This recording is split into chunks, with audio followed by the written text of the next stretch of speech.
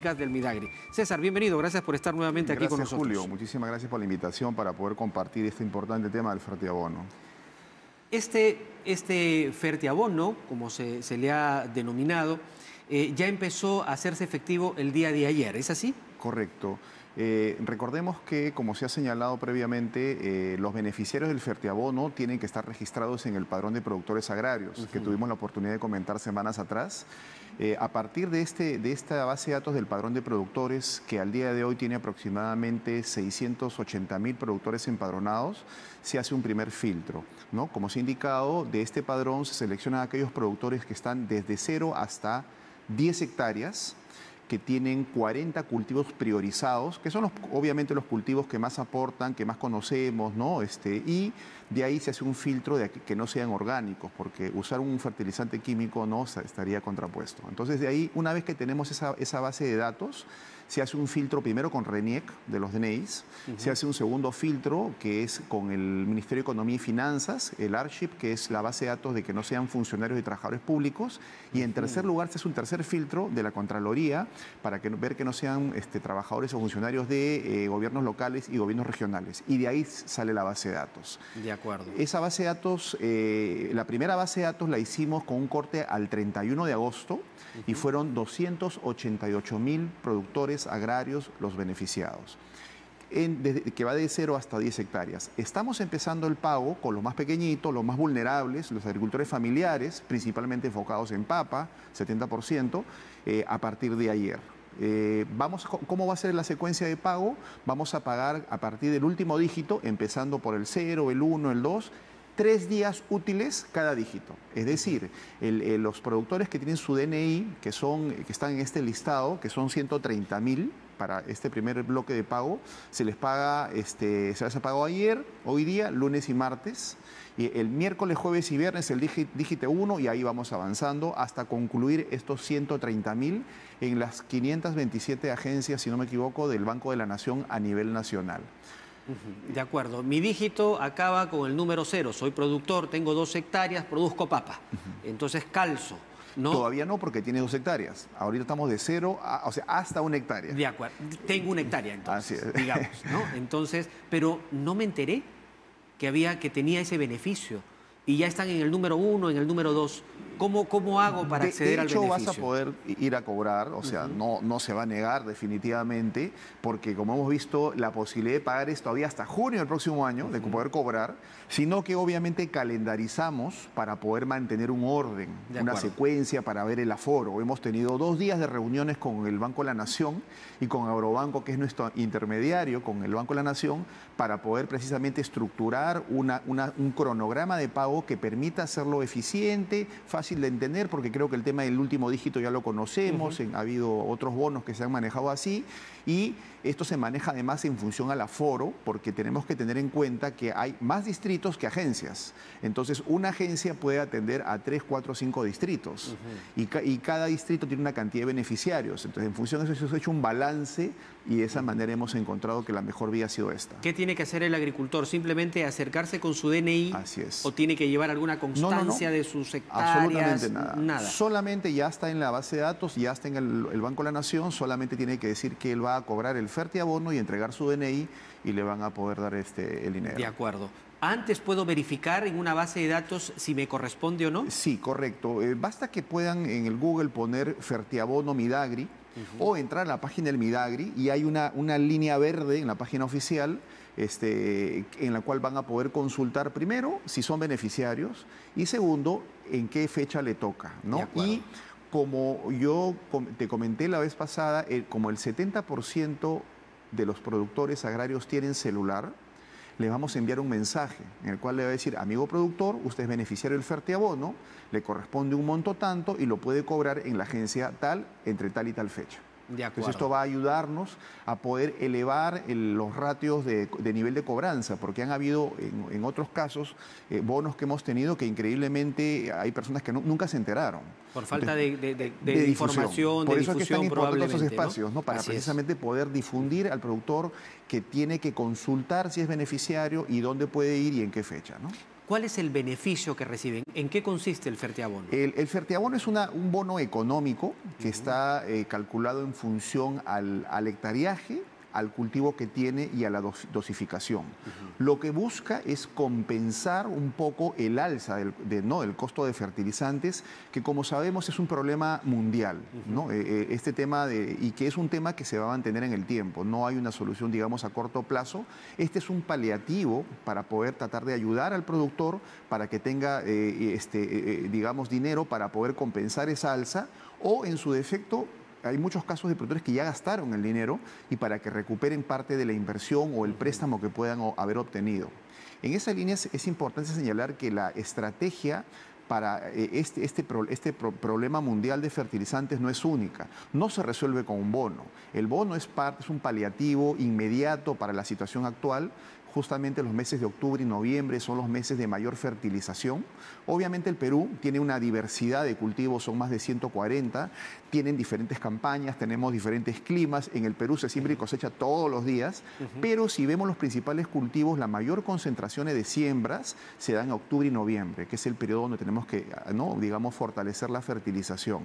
Pero, paralelamente al Fertiabono, el Ministerio de Agricultura está trabajando en el tema del guano de islas, que también lo comentamos, en duplicar o un poco más la extracción de guano de islas. No, tampoco no es sencillo. Tenemos 22 islas guaneras, de las cuales explotamos solamente 2. La extracción del guano tiene que ver con un calendario digamos, del comportamiento de las aves.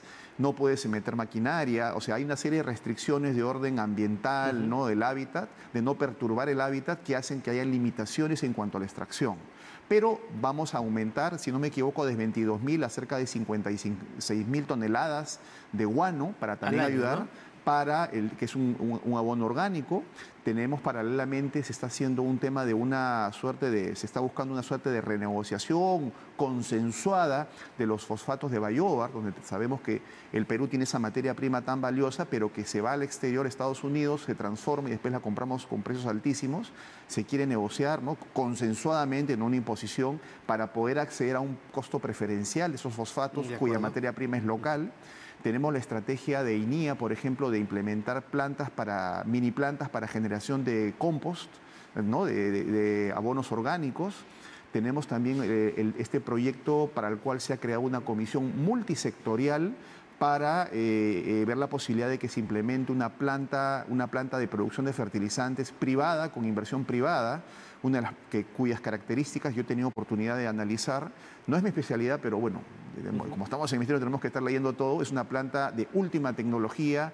Podríamos tener fertilizante a precios sociales para Perú, generaría ingresos por divisas de exportación.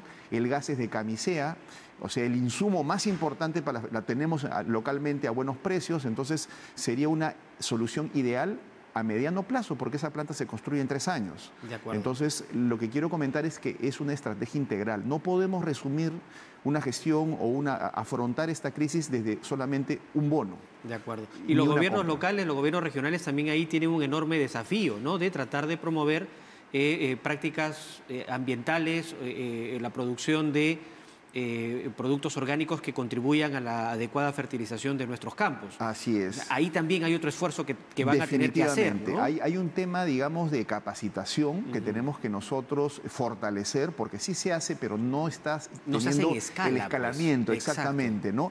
De poder aprovechar, digamos, los residuos orgánicos, que aunque el pequeño productor que tiene cuyes, sí lo hace, pero tenemos que escalarlo para que sea una alternativa, porque también hay que decirlo, no todos los productores usan fertilizante, ¿no? De los 2.1 millones son 940.000, si no me equivoco, los que usan fertilizantes, y principalmente en la costa.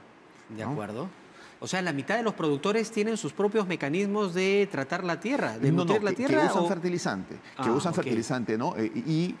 Definitivamente hay un porcentaje importante, principalmente en la sierra, que son totalmente orgánicos y que ahí no tenemos que perturbar, porque además recordemos que actualmente un producto orgánico tiene un mucho mayor valor y hay que poner en valor y hay que fomentar, incrementar los cultivos orgánicos. Muchos productores de cacao, café, por ejemplo, están dejando la fertilización química y están pasándose a la parte orgánica porque el producto se valoriza. De acuerdo. ¿No? Y tiene mejor precio en el mercado, las buenas prácticas, esas cosas que van dentro de lo que ya es el concepto de blockchain, permiten que cada quintal o cada kilo de producto tenga un mayor precio en el mercado internacional en la medida que no usan fertilizante químico. De acuerdo. Me queda clarísimo entonces, ya empezó este proceso, tenemos, podríamos decir, el 25%, 30% de agricultores empadronados, registrados. Tenemos al día más o menos, tenemos 670.000 de 2 millones. Todavía no, o sea, y una cosa importantísima, porque mucho se ha criticado, no, pero el padrón es muy chico. Pero tengamos en cuenta que el Ministerio de Agricultura nunca tuvo un padrón. Hemos empezado realmente con presupuesto a principios de año.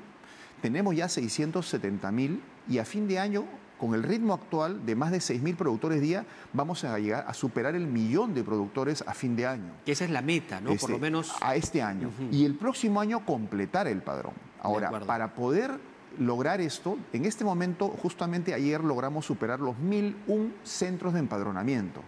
Y vamos a fortalecer y hacer crecer esta red de centros de empadronamiento. ¿De qué manera? Hay 3 estrategias. Fortalecer el tema de la colaboración con las municipalidades.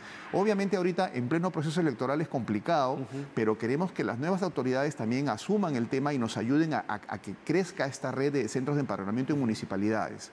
2, el propio ministerio tiene más de 600 locales, entre locales descentralizados de INIA, SENASA, Agrorural, Sierra y Selva Exportadora, etcétera, etcétera, que los vamos a implementar en corto plazo todos los locales como centros de empadronamiento. Y número 3, y posiblemente lo más importante, hemos iniciado la implementación de centros de empadronamiento en las juntas de usuarios de riego.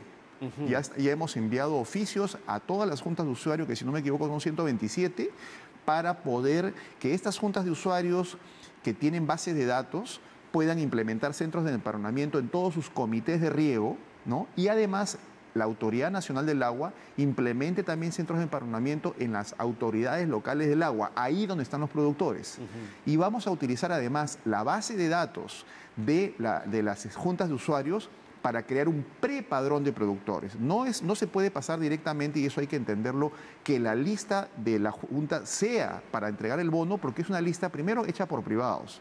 Segundo, que es una lista que tiene que depurarse. Hay muchas personas que están en la lista que ya fallecieron, han heredado, ya no son productores. Hay muchos que no están en la lista, pero además, que siguen siendo abastecidos por las juntas de usuarios. Correcto. Y en muchos casos en la junta de usuarios normalmente figura el propietario del terreno. Y a veces el propietario del terreno no es productor, alquila el terreno. Y quien tiene que estar en el padrón es el productor. Quien tiene que recibir el fertibono es el productor. El productor, el que está por esa trabajando razón en que el es área. totalmente necesario que esa base de datos que estamos empezando a utilizar y que vamos a usar a nivel nacional tiene que pasar el filtro previo del Ministerio de Agricultura.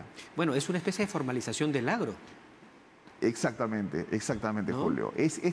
Como comentamos la vez pasada, es un punto de quiebre donde vamos a lograr a través de los productores empadronados y la creación de la identidad digital, que espero poder ya mostrarte el aplicativo en muy corto plazo. Está pendiente, así es. Claro. Yo estoy un poco con tanta cosa, no he podido darle el impulso necesario, pero cuando tengamos la identidad digital, te prometo, antes de un mes, vamos a poder ver, digamos, lo que significa para transformar la agricultura de este país y especialmente la agricultura del pequeño agricultor familiar, que va a permitirle abrir las puertas a la bancarización, a las compras públicas, al acceso a crédito, a semilla, guano, capacitación, transferencia tecnológica, diseño de proyectos de sistemas de riego, porque ya voy a saber, como te comenté la vez pasada, dónde están los productores, cuántos son, cuántos kilómetros de canal, dónde está la laguna.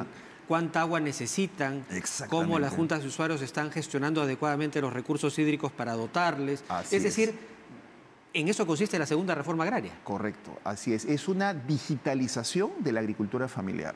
De acuerdo. Bueno, seguiremos conversando. Seguiremos viendo muy de cerca este proceso, este avance.